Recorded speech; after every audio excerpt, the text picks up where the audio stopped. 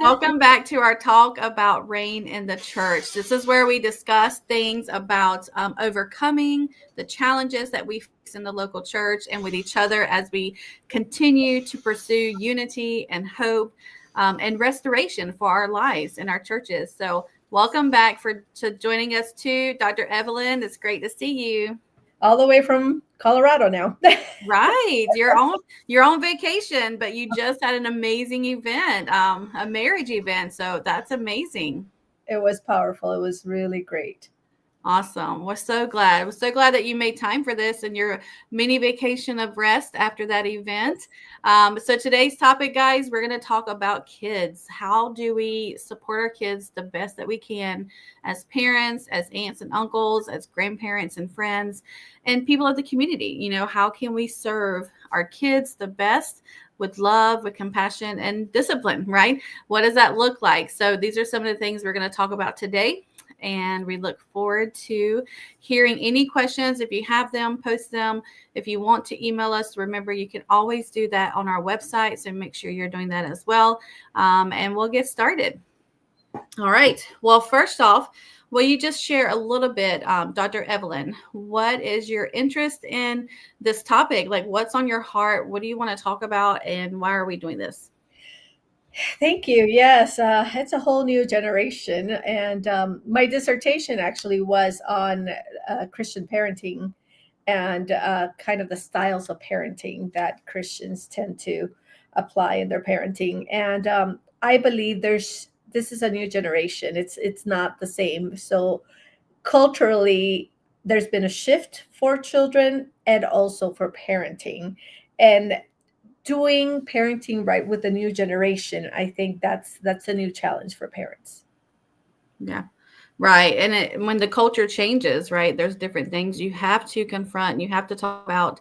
And we can even talk about that. We don't have to bring up topics if we don't want, but how in your line of work or even in your studies at that time, is it is it more acceptable that we actually have family meetings, or is it more that you just go throughout the day and you encounter stuff and you talk about it, but then it might not go through everything you need to? But what is your opinion on that piece?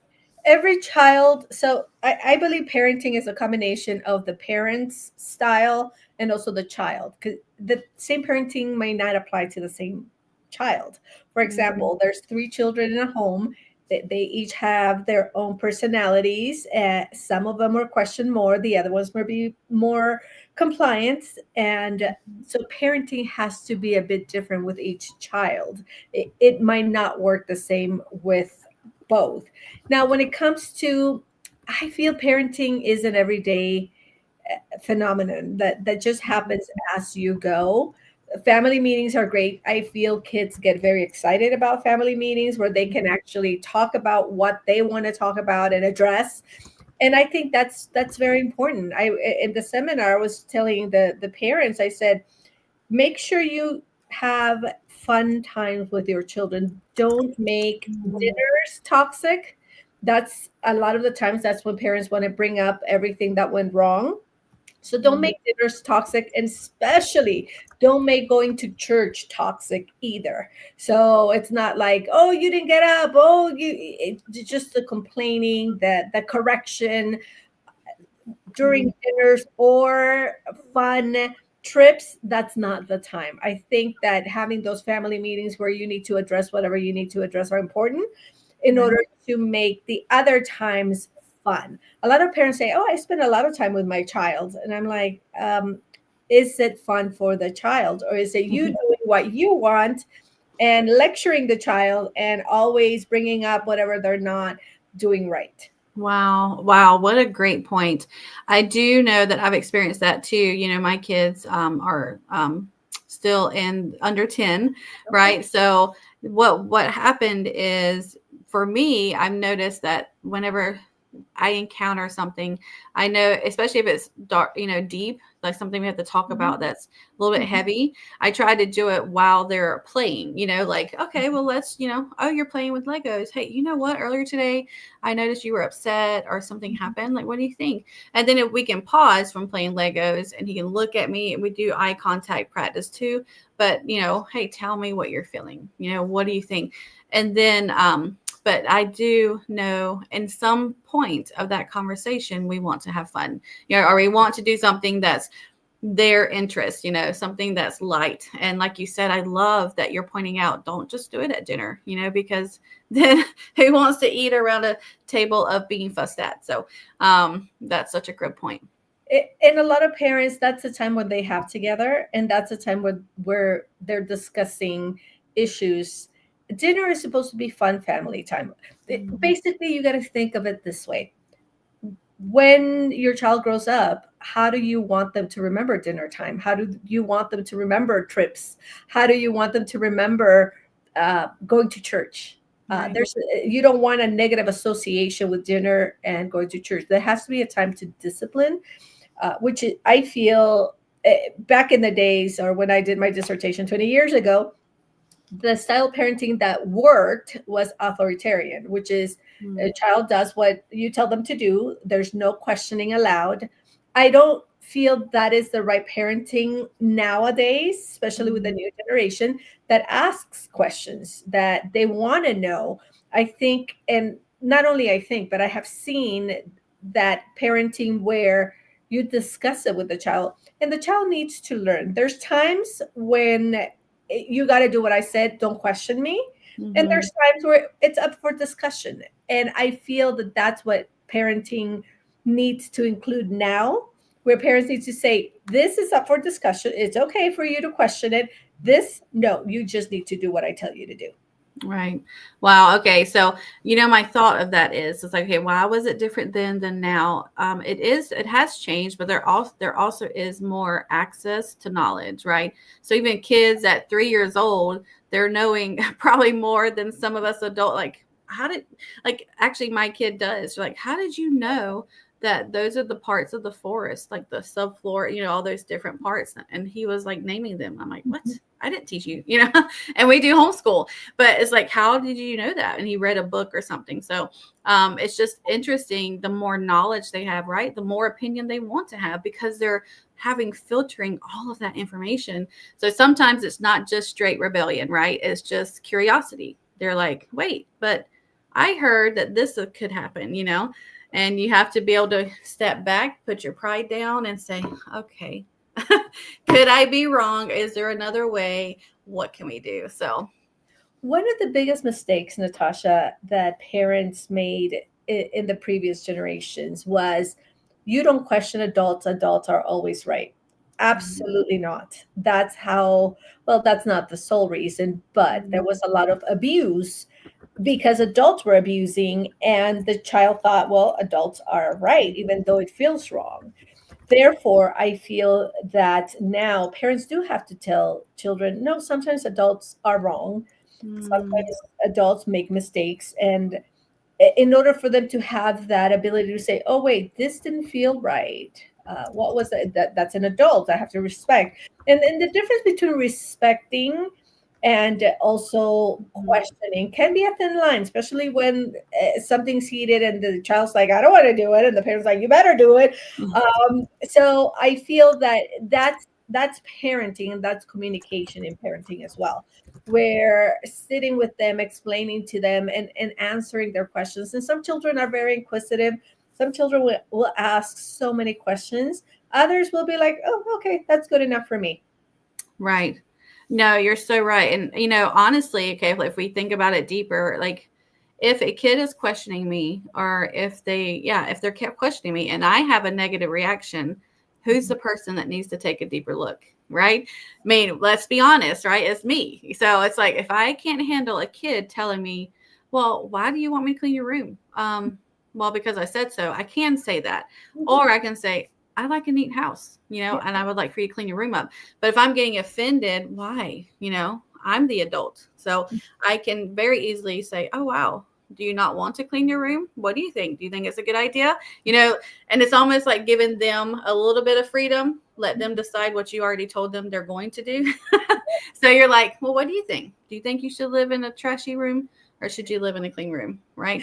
I don't know. So that could be, that's one way that we do is we conversate back and forth.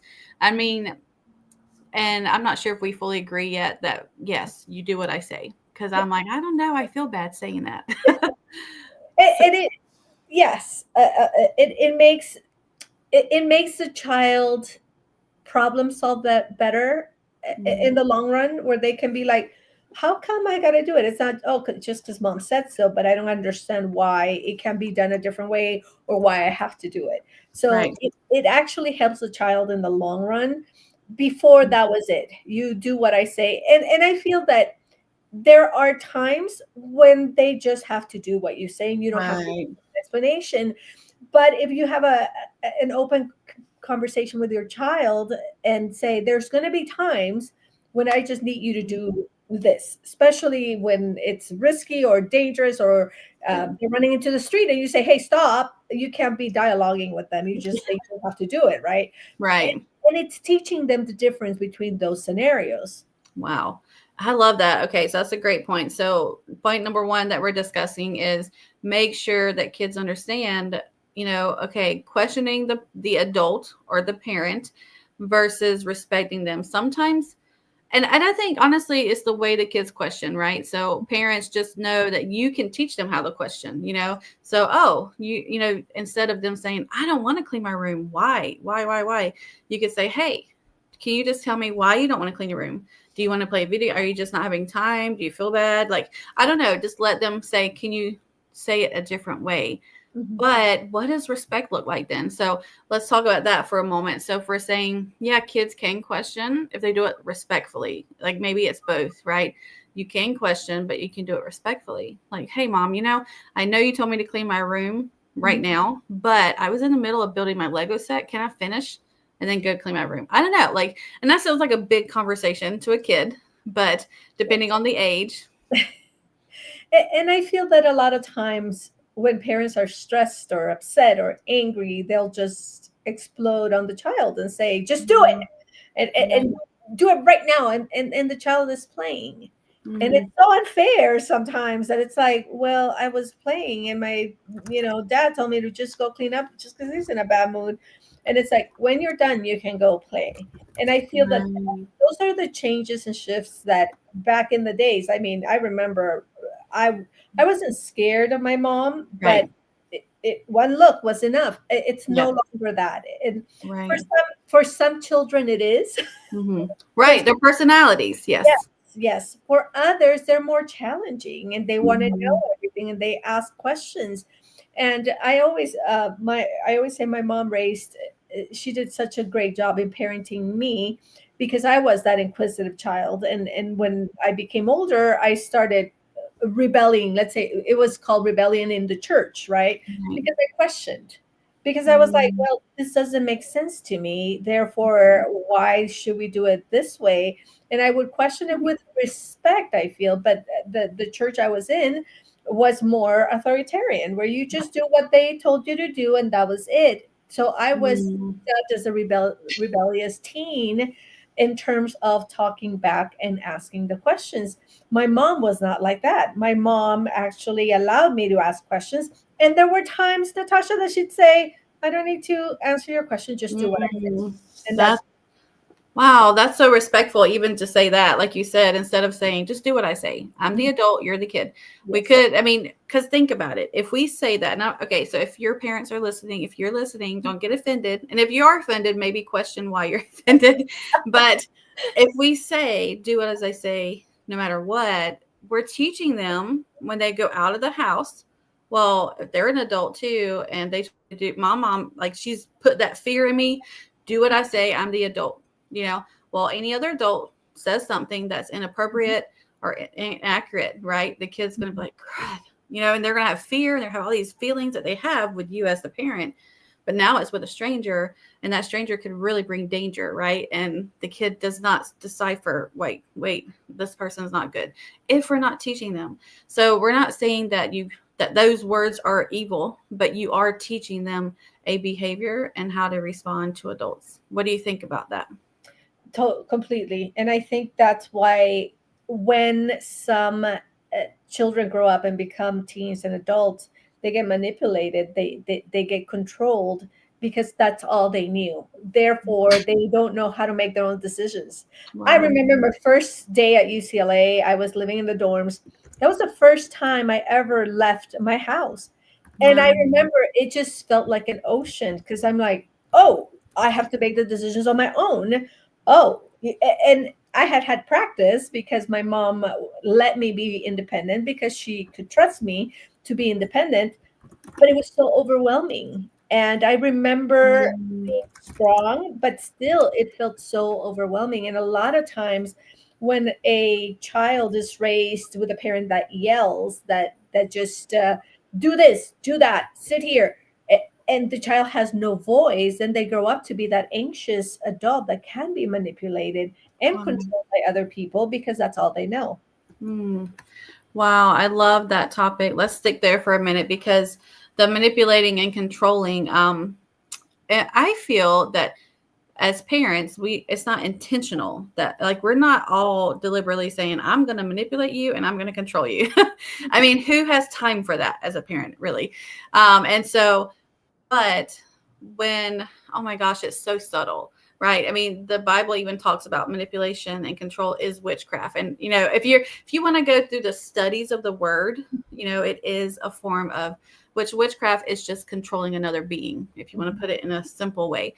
But when you're manipulating and controlling, um, it could be as simple as, well, I do not want them to go down to that creek. I don't know. I can't even think of a situation because it's like so simple. But Mhm. just be aware when you're encouraging your kid, when you're talking to them, when you're wanting them to do a habit or behavior, how are you telling them?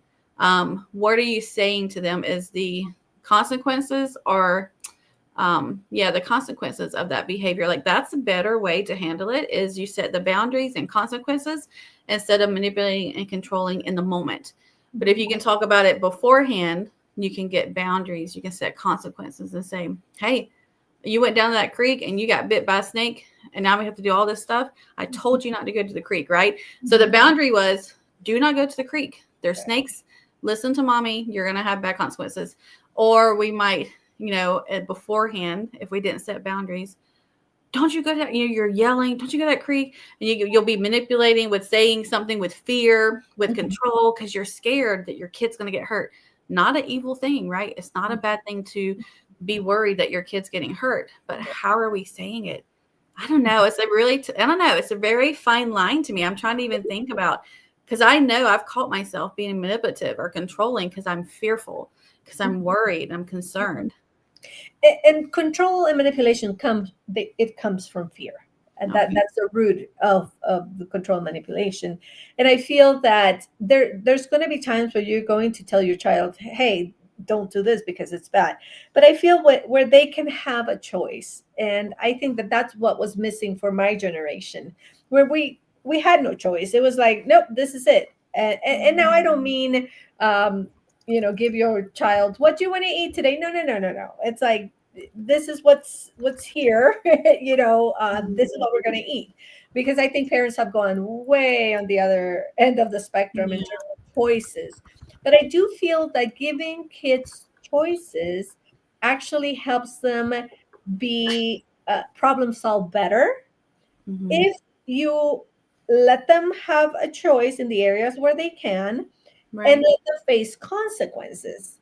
Mm-hmm. And that's the part where a lot of parents fail, where the child chooses, but then when they don't like the outcome or the consequence and they want the other choice, then the parents give in and don't let them face the consequences. And sometimes you need to have that child face their consequences. I think that's one of the parenting dilemmas, and one of the biggest problems I see with families now, Mm-hmm. where the parents, usually the mom, sometimes the father, they do not allow their teen or their young adult to face consequences. So you have an Mm. individual, entitled, a selfish, egotistical individual that gets away with everything with no consequences because mom or dad will always bail them out. Wow. That's a Right. problem that needs to be taken care early on. It's Mhm. good to give your child choices, but let them face the consequences of their choices. But that's so hard. Just kidding. I'm thinking like, oh no, like because I'm like protective over my boys, and of course I don't want them to get in trouble. So I'm like, actually that's probably where I manipulate, because I'm probably like, hey, your dad's not gonna like this, or whatever. Like, let's do it this way, because and it's not even that I'm trying to hide it from dad, but I'm like, I don't want you to get in trouble. Like, listen to mom. I'm Mhm. trying to control the situation. I'm trying to manipulate you so you'll listen to me, because you'll get Mhm. in trouble with dad, instead of just saying, nope, dad said not to do this. Let's be Mhm. obedient, or let them do it. And then dad's going to find out. Wow. Okay. So y'all Yeah. are finding out that I'm getting convicted on screen here. And one of my friends gave me advice. This is not mine. It was one of my friends that said, uh, Evelyn, she was talking about my nephew, and then she said, let his dad parent him with the good, the bad, and the ugly, Mm, and don't intervene, as an aunt, right? She right. goes, let the man raise the boys, right? And that's in the families I see, that's the Mhm. biggest conflict. Why? The dad is harsh, and dads are harsh with the boys. I think we've talked about this before. Right. Dads are harsh with the boys, and they're very tough on them, and then the mom intervenes in order to protect their child. So Hmm. this is what I say: allow the dad to parent especially the boys the way they need to parent them. However, dad, heal, because you cannot be parenting your Mm, child from a wounded, wow. dysfunctional, manner. So there was a meme on Facebook last time, and I loved it. I should have sent it to you so we could post it. And it says, if you don't deal with your demons, they will parent your children. Wow. So That's parents, yes, parents, wow. heal, deal with your dysfunction. Do not parent your boys through your dysfunction. Parent them with a Mm, healed heart, so that moms won't have to intervene and try to protect them. And then what moms do, so this creates the conflict in the marriage, right? Where the parent disciplines or yells at the child, the mom intervenes to protect, and then there's a fight between the mom and the dad. So, right. and Yeah. it's just not good for anyone. Wow, that's such a good point. And it makes sense. I mean, really, it's either side, right? The mom or the dad, and even aunts and uncles, right? Because you're very involved, and grandparents. I mean, if we don't heal ourselves, if we are still carrying bitterness from whatever it may be, the day, the work week, each other, right? Then we're parenting out of that wound. I mean, and to make it simple, guys, when you're parenting, just think about, you have glasses on and you're seeing that kid from whatever's inside of you. Like, that's just truth. Even if you don't want to believe it and you're like, whatever, that's wishy washy, that's okay, that's fine. Mhm, Test it out, right? Have a bad day, go home and see if you're going to be irritated towards your family, right? And you're going to be a little bit more less gentle and gracious, mhm, because that emotion wasn't dealt with, or because even your childhood wasn't dealt with, right? So just being aware, and I love that you brought that up, that you have glasses on and you're seeing everything, yourself, your people, your family, yeah, through that wound. If you don't surrender it to God, which is the best way to do, surrender to God, ask him for the pathway to your healing, for sure. exactly. Yeah. Good. Okay. Well, let's talk about another topic then. Um, let's see here. Let's talk about kids in the church. Like, Mm. what's been your experience? Or is there any topics that you want to talk about with kids in the church? What are also, I'm thinking, what are some boundaries as parents that we should be watching out for in the local church, for Yes. our own kids too? Always protect your kids, no matter the environment. In family reunions, I always say, be very careful. That's when a lot of abuse happens, Mhm. when there's a big group of people there, and if there's an abuser, it doesn't happen all the time, but when abuse happens, it can happen during those times. I always recommend for you to have an eye on your child all the time, wherever they're at, right? Obviously it's not going to happen all the time. There's going to be times when you don't know where your child is, but um, just be careful. So Mhm. I grew up in a great community. I remember we had friends, and we used to do all the cool stuff at church, and so I grew up in a good community. A community is so important for children. That's when they make friends. Now, it has to be a healthy community, though, because if it's not, that's what's going to shape your child. So if there's Mhm. a lot of competition and bullying, which does happen in the church, there's competition, there's bullying. But if there are good families and good children, and even, I mean, there's going to be, your child has to be surrounded by good children, but they also have to be surrounded by bad children, so that you can help them cope and learn what to do and what not to do. So, Right. church community is important, in my opinion. I have seen it even with. I treat families with children on the autism spectrum, and I always tell them, take them to church. Uh, Mhm. Community. They need to be Right. around other children, so that other children will push them to learn more. The little ones start imitating the play, and the motor skills, and everything is better in community. Therefore, Mhm. it's very important for kids to grow up in a healthy community, Natasha. Right. Yeah, I love that. And I'm thinking of even in our neighboring community, right? Like, so when we were Mhm. living in San Diego, we had lots of neighbor kids. Oh my goodness, outside all the time. But we were at the space where all the kids, where they stayed and hung out without parents. Mhm. And these were kids from anywhere from like 4 years old to like 15. Okay. Wide range of kids to be hanging out, number one, without parenting.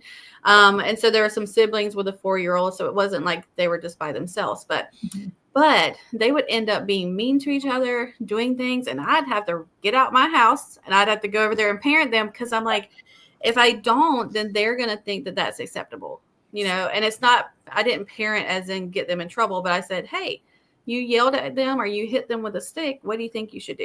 And then maybe take them to their parents. But it was just when you don't watch your kids, even in a group setting, right? We can't just trust all kids are great, all parents are great, all church people are great. I mean, we do have to really be involved with the kids. And even when they go to a church, hey, how was the church class? How was youth group? How was, did something happen? Was it fun? How did you feel? Really just help them process. Because guess what? If they had a negative experience, it'll stick with them for 40 years, and it's telling them the truth for 40 years. So it's good for you to talk to them in the moment it happens. So just know people go to church because they're broken. I mean, I love to say that too. Like, we got to remember we're Christians because we need Jesus. We're not Christians because we're good. Yeah. I mean, just being honest, it's like we need Jesus. We need his help. So if we're showing up church, I'm not saying we're bad people, but I'm saying we have wounds that need to be healed. We have things that need to be fixed. Kids, right? They see things at home when mom and dad's great at church, but at home they might be having a marital issue. And so Yep. those kids are irritable, might be mean to other kids. So you Mhm. just got to really be thinking out the box and helping your kids make sure that they're safe.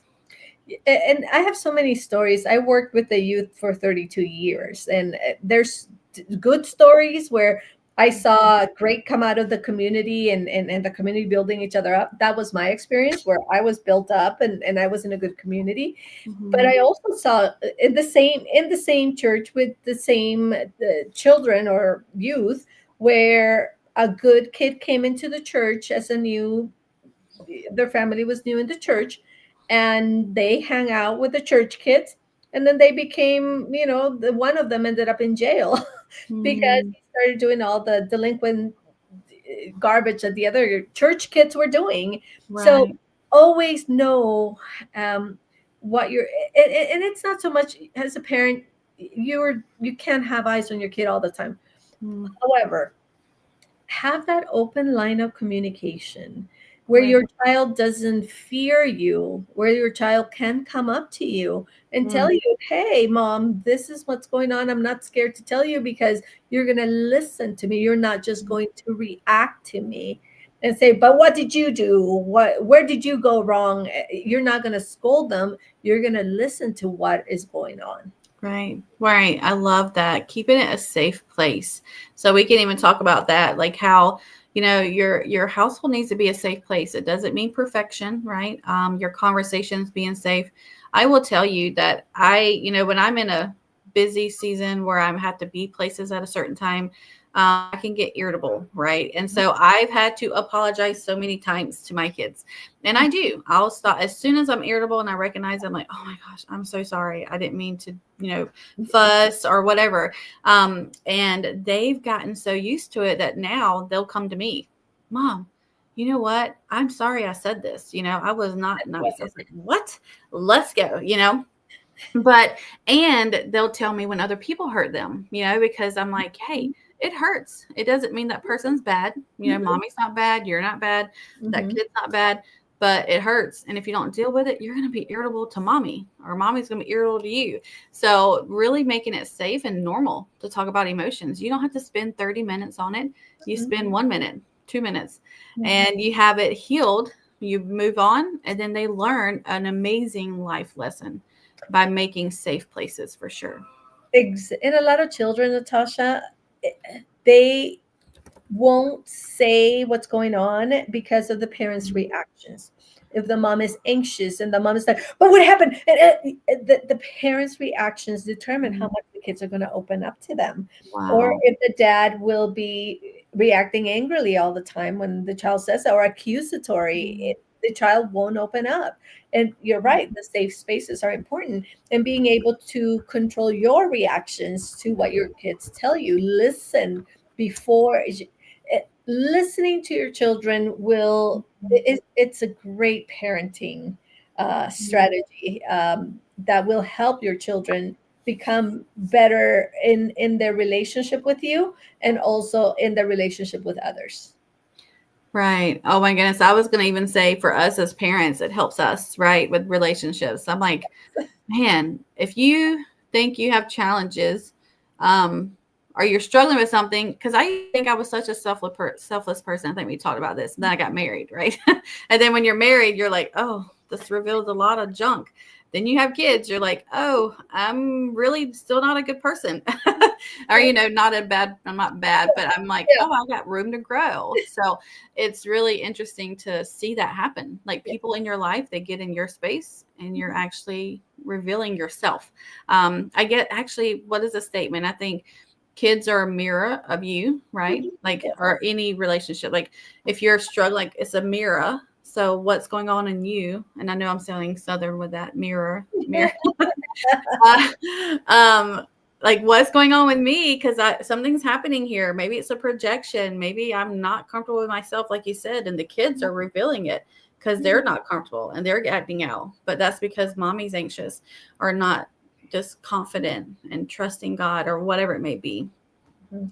And community helps us see where Mhm. our flaws are as well. So community, once you see other people and you're like, oh, that's not a good way to react. This is a better way to react. And community will Mhm. also bring out the anger, the sadness, the betrayal. Mhm. And community will bring all that out.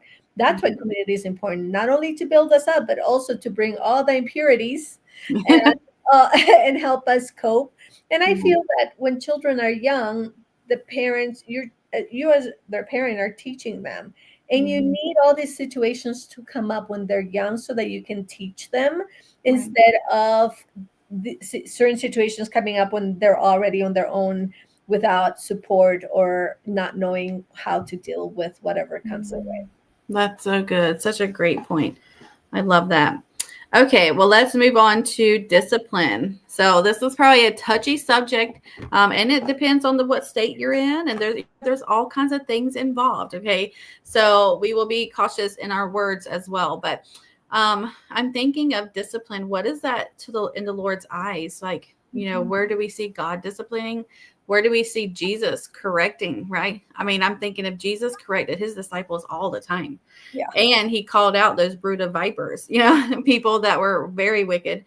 Mhm. Now that's not like a exact discipline probably, but it's a confrontation. It's like, hey, we can't just let bad behavior go. Mhm. So what do you think about discipline, consequences? Like, Yes. what are some thoughts or suggestions, or what are you learning in your field today too? So I feel disciplining is it's so important. And a lot of people think that discipline is just hitting or Mhm. yelling, or Right. that's not disciplining. Disciplining is really correcting the child in what they did wrong and having them face consequences. And it's biblical. I mean, everywhere in the Bible, it talks about we're going to face consequences for our sin. And we have examples of people who face consequences for what they did in the Bible, and God Mhm. said, "Oh, okay, we're gonna just spare you from your consequences." No, they always Mhm. have to face consequences, and I feel that that's discipline, correcting the child, guiding them, and letting them face the consequences for what they do. Now, I believe that the new generation of parenting is way too lenient, does not discipline their children as much as they should, and that's why Mhm. we're getting young adults, especially the girls too, but the boys to be very uh, easily hurt, and they Mhm. can't withstand anyone correcting them. And I remember when my Mhm. nephew was, even 2 years ago now, he's 9, and he's here with me in Colorado with his parents, and I'm like, oh, now when his dad corrects him and disciplines him, before he used to cry. And now Mhm. I'm like, I see the difference. Now he's like, no, that's Wow. fine, I get it, because he was disciplined correctly, where it's like, Mhm. and the dad is really good about that. My brother in law will say, Daniel, I'm not yelling at you. I'm correcting you because that's my job, to correct you. Mhm. And yes, this is wrong. So now he's not that kid that's crying whenever his dad is correcting him. Now he's like, okay, I get it. I mean, he doesn't like it, but he gets it. So I feel that there's a lack of discipline with the new generation. Mhm. We're having children that can't withstand stress, that can't cope with someone saying no, someone correcting them, because they're going to be corrected at work. And we were just having a conversation with Daniel, and we said, hey, there's people who are not going to like you. And that's okay. They don't have to, not everyone has to like you. And I Mhm. think, just going back to the discipline part, just this is the thing. A lot of what I hear from the bad parenting is, oh, my dad did the same thing and look at me. And I'm like, yeah, look at you. Again, I tell them, yes, look at you. Look what happened when your parents were not maybe disciplining, but just hitting and yelling and Mhm. belittling you. That's not discipline. Right. And in the Right. church, I feel we need to see that because they're like, oh, I don't spare the rod. I'm not telling you to spare the rod. Uh, Mhm. just make sure that you are disciplining and that you have a connection with your child and that you have a Mhm. conversation with your child as well. That when you're disciplining, you're not belittling them, you're not abusing them, you're not calling them names, you're not, just hurting them just because you're angry and they trigger you, and you're correcting in them what you like Mhm. about yourself. Wow. Now that's a big one for sure. Yes. Because any discipline that's in reaction with an anger, like if I'm angry and I'm disciplining, it's incorrect. And Mhm. in my opinion, no. Okay, so can you be unhappy with the issue? Yes, but you Mhm. don't want to be angry and Mhm. say anything or react with yourself because that's just going to portray anger.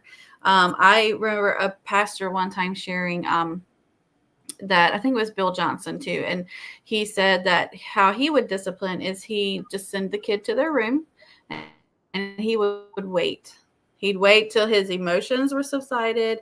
He prayed, he talked to the Lord, and then he'd go in the room and discipline as he felt God tell him, like whatever needed to be done. But he would not, and he said, I could not just immediate discipline because I'm yelling, I'm telling them, go to your room, whatever. It's like, no, hey, go to your room. We will deal with this in a few minutes. But that takes a lot of control as a parent, especially when you're busy and you're like, oh my gosh, that was the worst thing. You threw that at your sister. Like, Mhm. oh my gosh. But if you're doing it in anger, do the kids even hear? Right? Like, think about it. If someone's angry at you and they're talking to you or yelling at you, do you hear them? No. Like, you're like, wow, Mhm. you're evil and get away from me. Mhm. Kids, think about it. They're much smaller. They don't even have as much view of the world as you do. How much more will they also probably not hear at all what you're wanting to say? And that's what I feel that the new generation of parenting is lacking in, which is discipline.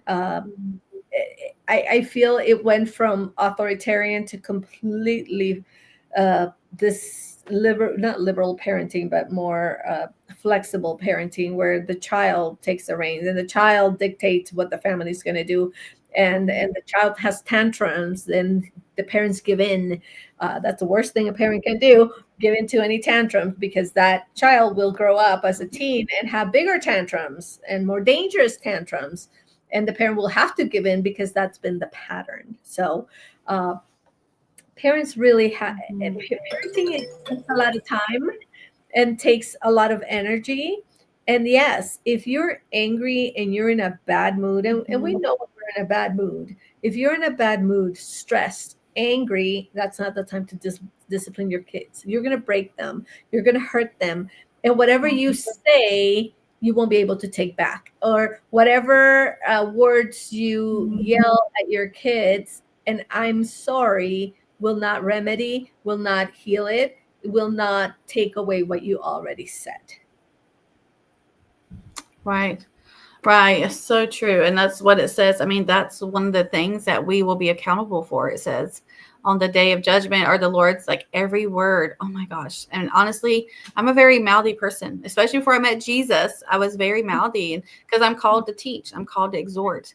And the enemy came after my mouth early on. So that one hurts me, but I'm like, thank you, Jesus, for your grace and your forgiveness, and keep changing me.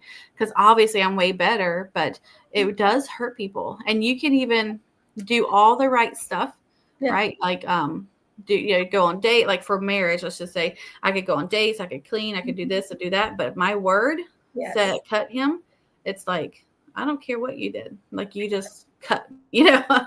your word. So it is so true, guys. Make sure your word, that you are aware how you're saying it, is a massive impact. And you would know too, just as myself, we've met and prayed with people that are 40, 50, 60s, that have an issue and a wound from a 5-year old, 7-year old challenge with their parent.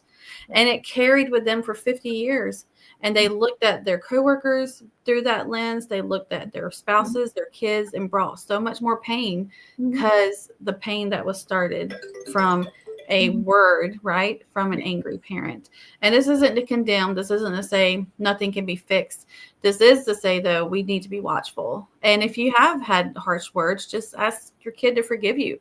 That's how simple it is. Mhm. Hey, I said something with an attitude. I said something through yelling. I was not nice, and please forgive me. Quickly, like, just make that space. And you're right, Natasha. One of the activities that I do during my healing seminars is taking off the labels.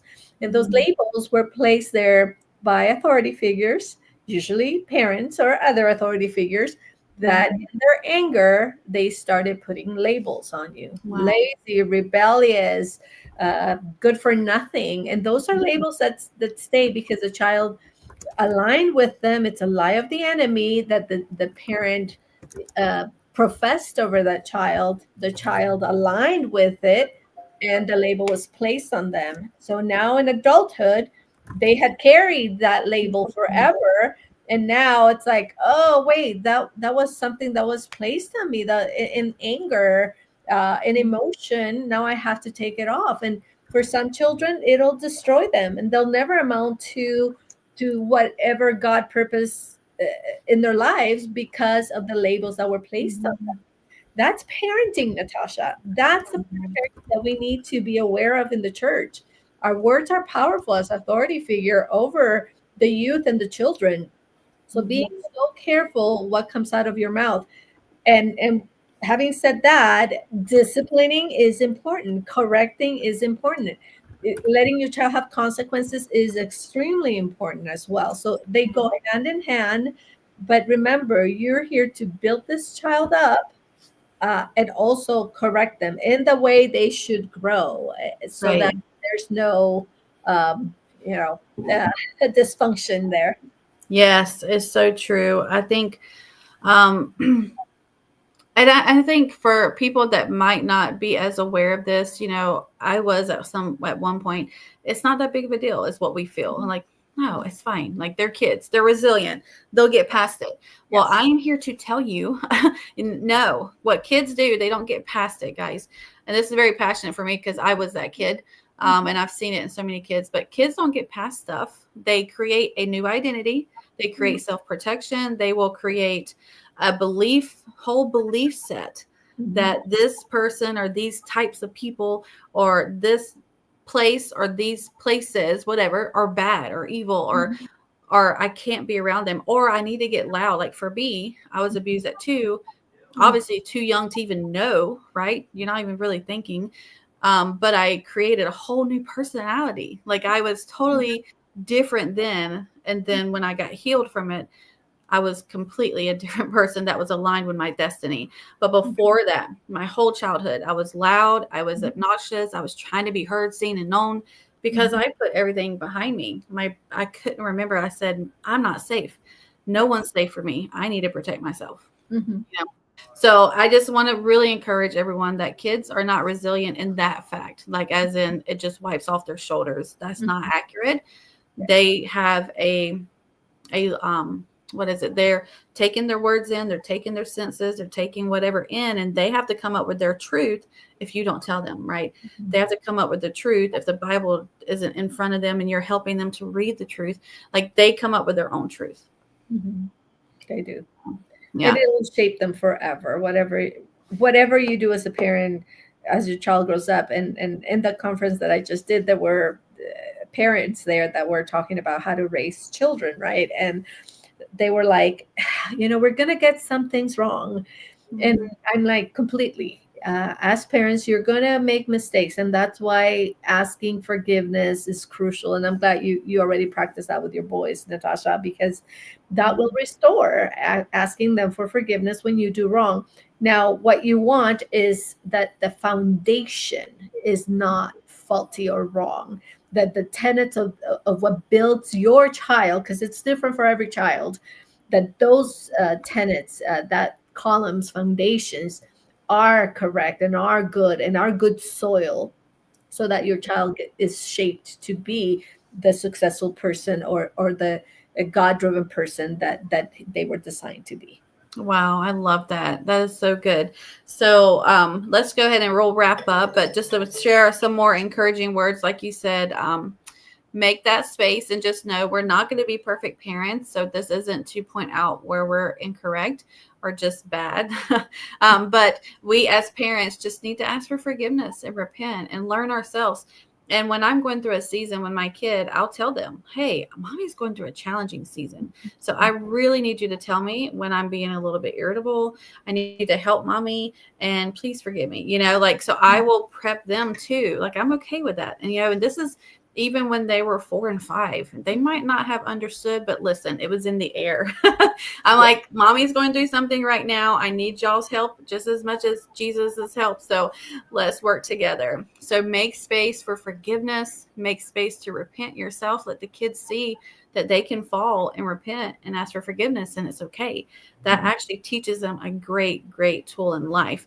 Mhm. So, what are some of the final words you'd like to share too? Just make sure that the community your children are in is a safe community. Make sure that the lines of communication are open with your child. Mhm. Remember, disciplining is not belittling them, labeling them, bullying them. That's not discipline.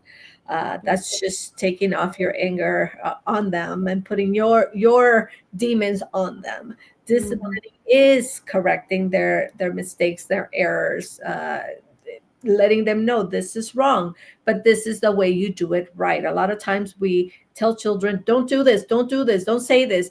Instead of that, let's tell them, instead of that, you can do this. Instead of saying this, you can say this. That's parenting. Mhm. Again, for the softer parents, I encourage you to be more, to have more authority over your children.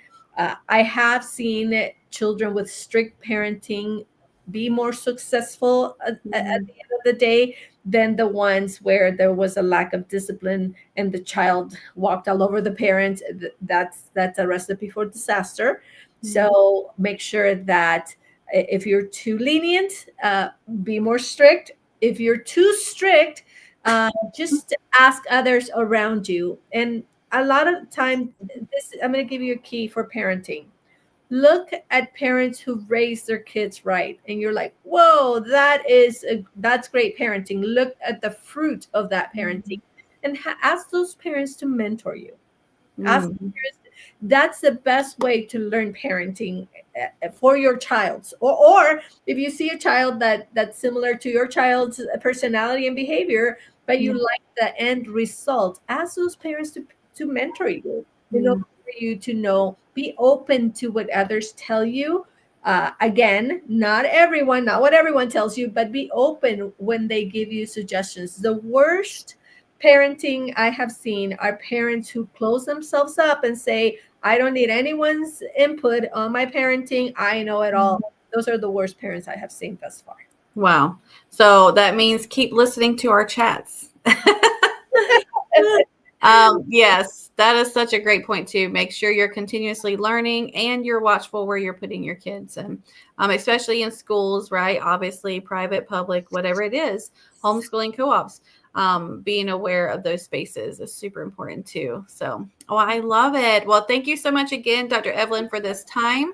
And everyone, we are praying for you. We will be praying for you. If you again have any questions or disagree with anything, we'd love to hear your feedback. You can always send that comment in to our website, and just let us know. But we appreciate you joining, listening in at a later time as well. And thank you again, Dr. Evelyn, for your time today. You're welcome. It's a pleasure to be here. Okay, well, bye, guys.